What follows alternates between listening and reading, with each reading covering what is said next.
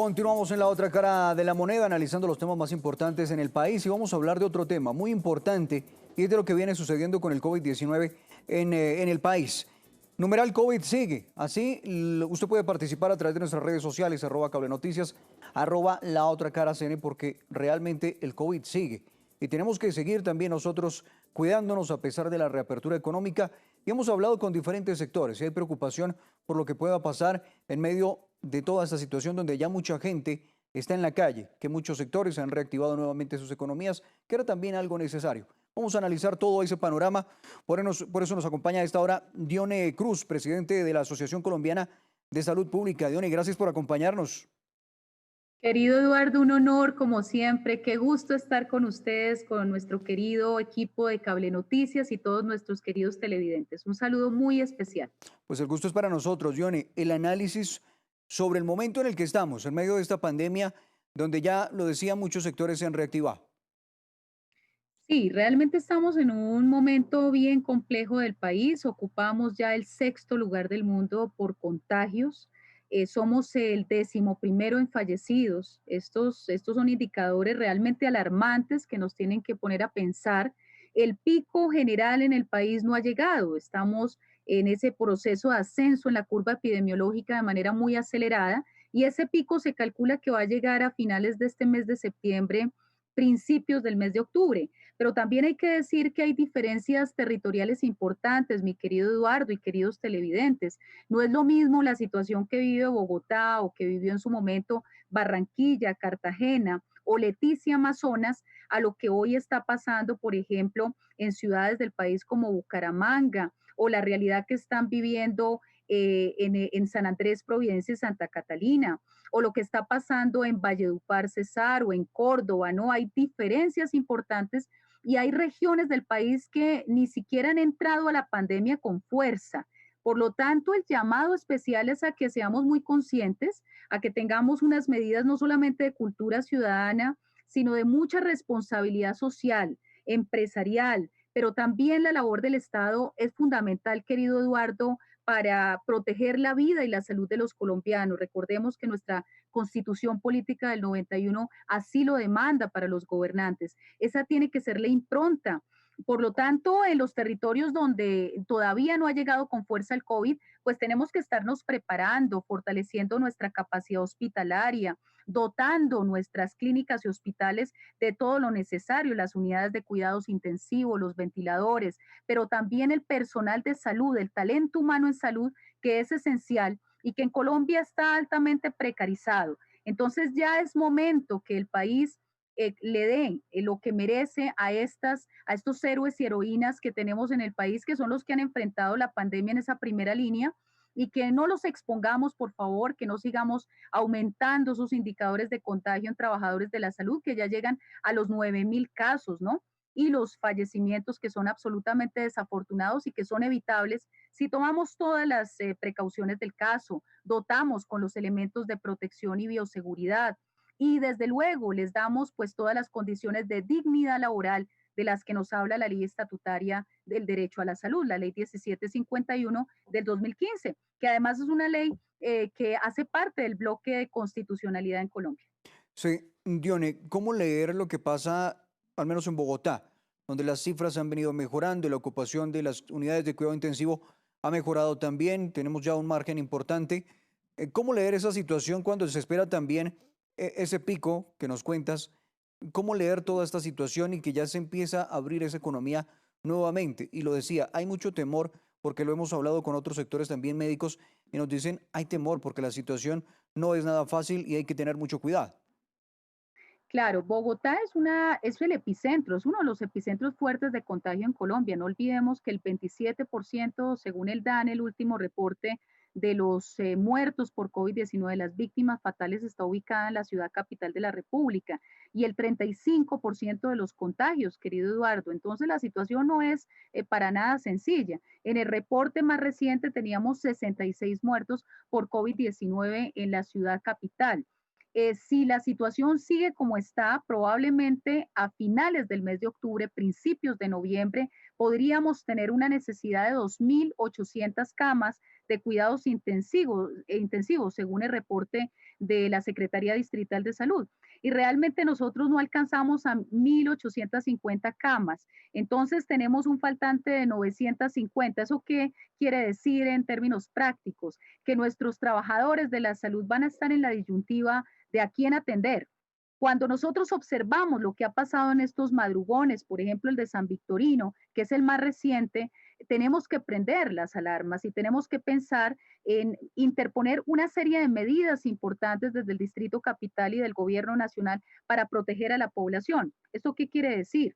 Definitivamente tenemos que evitar las aglomeraciones a toda costa. Las aglomeraciones son las que propician el contagio. Tenemos que trabajar en una cultura preventiva, generar unos programas de gestores de la prevención que tengan toda la capacitación y que acompañen a los ciudadanos para que guardemos el distanciamiento de los 2 metros, utilicemos el tapabocas de manera correcta, cubriendo desde la nariz hasta el mentón y que la gente no se lo baje durante el día para hablar, para conversar. No sacar el celular es muy importante en los sistemas de transporte masivo, porque si el celular no está higiénico, está limpio, se convierte en un foco fuerte de contagio. Evitar conversaciones persona a persona.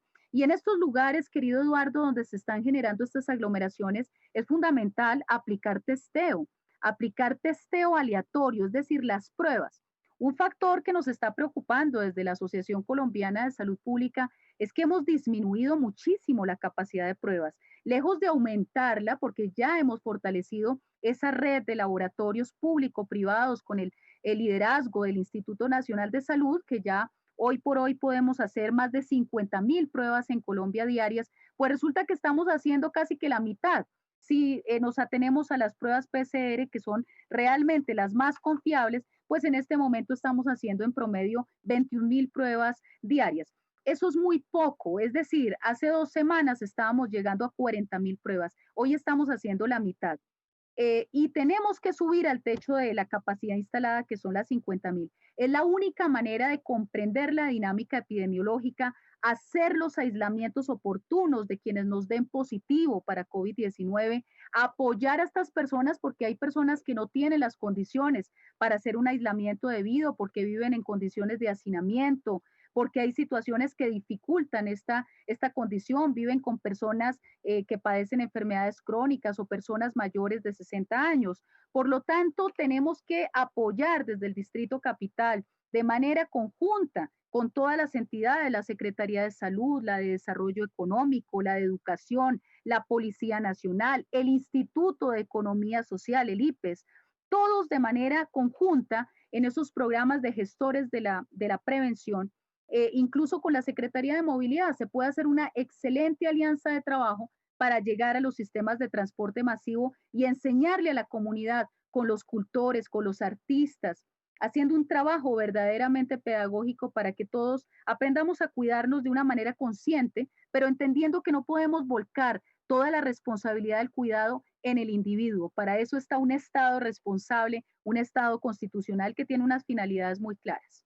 Dione, a propósito del tema de las pruebas, em, ¿por qué o con qué motivo se bajaría el número de pruebas cuando se supone, y tú lo decías muy bien, el objetivo es incrementar el número de las pruebas para saber y hacer el cerco epidemiológico que se debe? Uno, por ese lado. Y dos, el tema de la segunda prueba, para saber si alguien continúa o no con el virus. Muchas personas se reactivan laboralmente pasando esos 14 días, pero realmente sin la segunda prueba, digamos que no hay algún sustento que diga realmente usted no tiene COVID-19, vuelva, regrese a sus actividades normales. Totalmente de acuerdo, querido Eduardo. Lo que tú señalas es lo que la lógica, de hecho el sentido común nos debe indicar, pero los expertos así lo han planteado. En una reciente investigación que se publicó en la revista The Lancet, que es una revista muy acreditada en los temas de salud, se señalaba y se advertía cómo en el mundo, sobre todo en aquellos países donde, digamos, no tenemos la fortaleza en los sistemas sanitarios que mereceríamos, que todos deberíamos tener como derecho universal. En esos países se han tomado decisiones como esta de eliminar la segunda prueba confirmatoria o, por ejemplo, asumir o presumir que todas las personas que rodean a una persona positiva son positivas para COVID-19. Esto tiene unos impactos sin duda alguna. ¿Por qué razón? Porque en efecto en los contextos laborales en Colombia es muy normal que las personas que no tienen el documento que acredite que son positivas para COVID, pues no les permitan la incapacidad médica, no les permitan hacer el aislamiento los días que son. A esto sumémosle, querido Eduardo, otra condición gravísima, y es que nos hemos tardado mucho en la entrega de los resultados. Esos tiempos son en promedio de 10 días en el mejor de los casos, pero en algunos territorios del país, en el caso de Tumaco, en los momentos más álgidos, la misma alcaldesa denunciaba que los resultados de las pruebas llegaban después de un mes o 40 días. Es muy difícil realmente de esa manera hacer cercos epidemiológicos y tomar decisiones acertadas.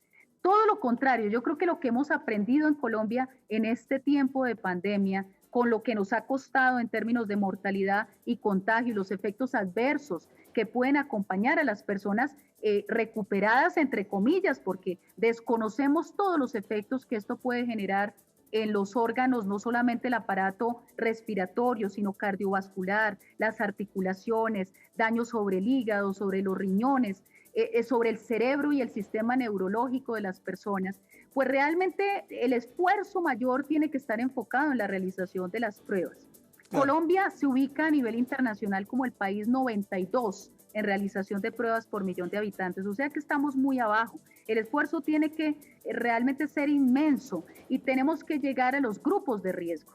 Esto es un llamado también que sirva desde Cable Noticias a nuestros alcaldes municipales, a nuestros gobernadores, a nuestros secretarios de salud departamentales y municipales a hacer ese testeo masivo, aleatorio en grupos de riesgo. Mototaxistas, taxistas, conductores de vehículos de transporte público, informales, las personas que están en las plazas de mercado, las personas que se dedican al comercio independiente, que están constantemente en espacios de riesgo, que están en la calle, quienes se encargan de ayudarnos en la cadena de abastecimiento, los domiciliarios son fundamentales, pero hay unas poblaciones especiales, habitantes de calle, los recicladores, son poblaciones que también son esenciales, nuestros policiales, nuestro ejército nacional, nuestros militares, fundamentales porque son grupos que se exponen más al riesgo de contagio y si rápidamente detectamos si ellos y ellas están positivos para COVID, podemos tomar decisiones acertadas y vamos a detener realmente la curva de contagio masivo que en este momento tenemos y que no nos ubica para nada bien en el contexto latinoamericano y del Caribe y en el contexto mundial. Claro, creo que es importante resaltar todos esos puntos. Pues, Diony, te agradezco mucho por habernos acompañado, por esos puntos tan importantes que nos reseñas. Y creo que el punto más fundamental es el autocuidado, el que nos cuidemos individualmente para cuidar también a los demás. Gracias. Con mucho gusto, mi querido Eduardo. Claro que sí, mucha cultura del autocuidado, mucha salud pública. Tenemos que apostarle en Colombia a garantizar ese derecho universal a la salud y a que nuestro Estado sea verdaderamente responsable en el cumplimiento de esos parámetros constitucionales de proteger la vida y la salud de toda la población sin distingo alguno. Muchas gracias. Sí. Muchas gracias. Escuchaban ustedes a Diony Cruz, presidente de la Asociación Colombiana de Salud Pública. Numeral, el COVID sigue, así puede participar usted con ese numeral a través de nuestras redes sociales, @Cable Noticias, @La Otra Cara CN. Gracias por su compañía.